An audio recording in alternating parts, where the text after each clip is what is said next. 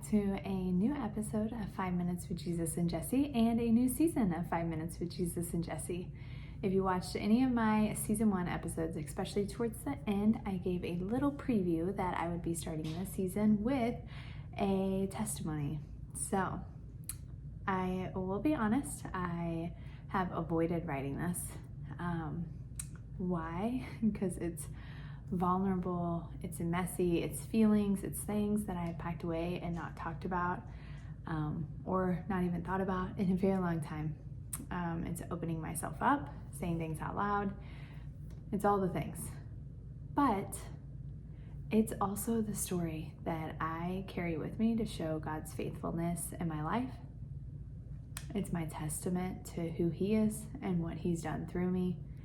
And it's important and it's worthy of being told.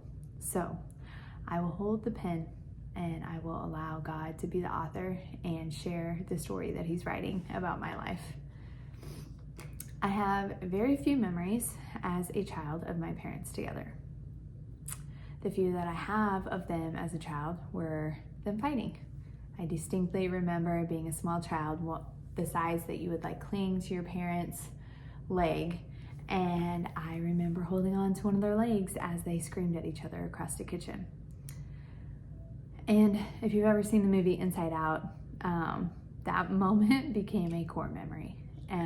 It's funny to think about as a parent and also a little scary, I guess, what seemingly unimportant moments become core memories for your children. That was one for me. My parents divorced when I was very little, and I pretty much just remember them fighting. The rest of my childhood I can distinctly describe as darkness and light. It was split between two homes. My parents could not be any more opposite in every sense of the word. It's hard to ever imagine them together, actually.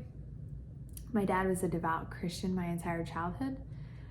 He was a very prominent member of whatever church we attended. Deacon, pastor, you name it, he was there, he was serving. My dad never drank my entire childhood. I have no memories of him ever drinking. He always said that he never wanted us kids to see him drinking and think that it was okay and cause us to stumble. We were the typical pastor's kids. We were at church every Sunday morning, every Sunday evening, every Wednesday. If you 90s kids remember, we did Awanas and Vacation Bible School. There was no cussing, no drinking. Shorts had to be mid-thigh. We had strict curfews. I mean, all of that sounds great, right? As a teenager, I hated it. But looking back, I can see how this was my sanctuary and this was my safe place. And this was rules and order and obedience. But this was also provision and consistency. And it was honestly the life that I wanted as an adult. My mother was the opposite in every sense. My mom's first serious boyfriend after divorcing my dad was a very long relationship that lasted most of my childhood. She was living with an abusive man, and the consistency that could be found at her house was drinking, profanity, fighting, black eyes, bad situations, sketchy people. It's literally a wonder that I wasn't a statistic for sexual abuse or a number of other things based on some of the situations that I recall being in as a child.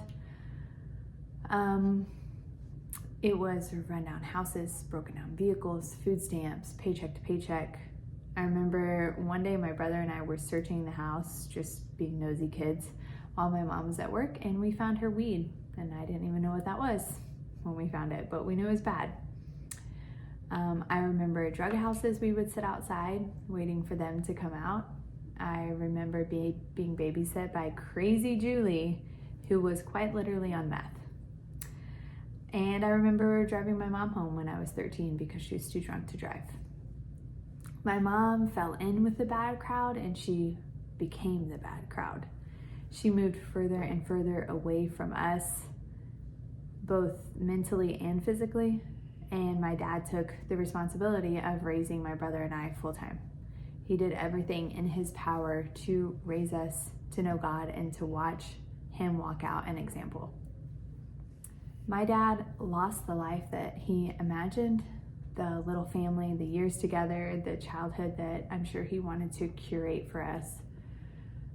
But he never took his eyes off the Lord. He got remarried. He got the little family that he wanted, and he remained steadfast in his faith. And I know that there's a reason that I wasn't a statistic as a child, and I'm certain that it was because my dad's knees hit the ground every single day to pray for my brother and me. Because of my dad and his example, I came to know Christ as a little girl. And I was just reading in Acts this week, chapter 14, and it was talking about the entire journey as God delivered the Israelites from Egypt and everything that they walked through, and how they were still complaining and, wondering where God was in these moments. And he said, but he never left them without evidence of himself and his goodness. For instance, he sends you rain and good crops, and he gives you food and joyful hearts.